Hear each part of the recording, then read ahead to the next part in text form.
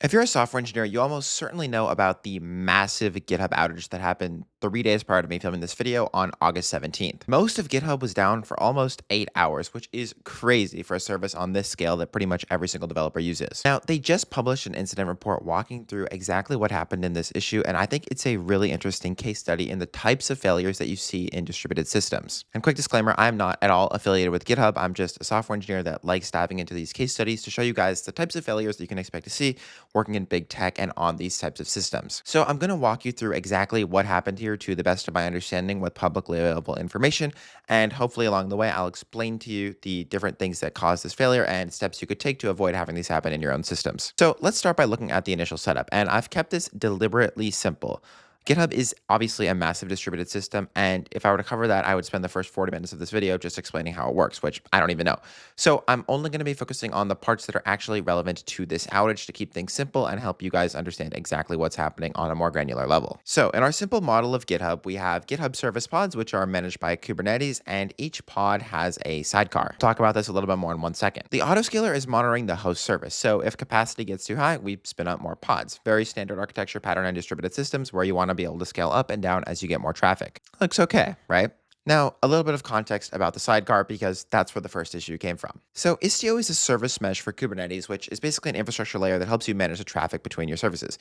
In this case, what the sidecar is doing is sitting in every pod and actually handling every single request. It handles things like routing, encryption, TLS, so that you don't have to write all of that code into your host service. But this also means that all requests have to go through the pod. This also means that all requests have to go through the sidecar, and the sidecar obviously has its own concurrency limits and scaling limits different from the app that it sits with, which leads us to the very first failure case. GitHub hit a new traffic peak for requests. Now, we could assume that this traffic came from normal usage as more and more software engineers write more and more code due to AI, or Vibe coders commit a lot of code to the platform. GitHub also said they were actually under attack due to like a web scraping attack at the time. But whatever it may be, GitHub hits a new traffic peak. And during this time, the host service utilization, which is what the autoscaling group is actually looking at, was fine. It did not spike past the level that would trigger autoscaling. The problem is the sidecar hit a concurrency limit, and GitHub engineers thought that the autoscaling group was also watching that, but it wasn't. So this is the root cause of the first issue,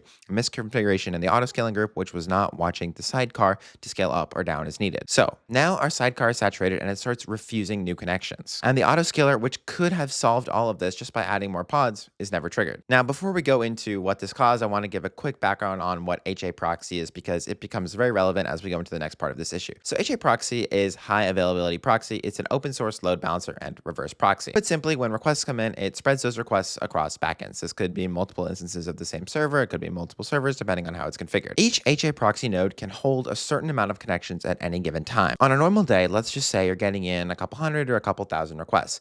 Those requests are quickly fulfilled by the backend pod and things are good. The connection closes, you can take in more requests. The total flow stays at a healthy rate. Now, at this time, because our pods are saturated, clients start sending requests to the proxy. Hundreds, thousands, whatever.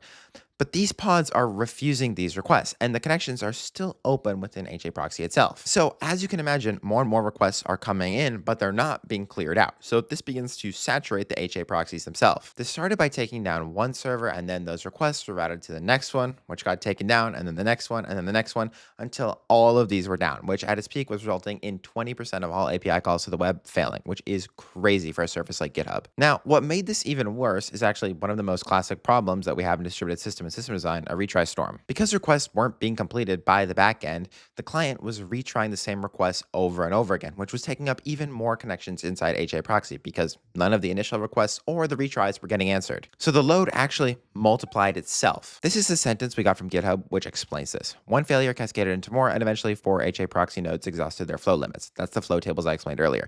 Degrading the gateway auth path, causing a widespread authentication and latency failures. That's the 20% of requests failing because auth is in the way of almost every single request. The problem was worsened by optimistic retry logic, which overloaded internal load balancers.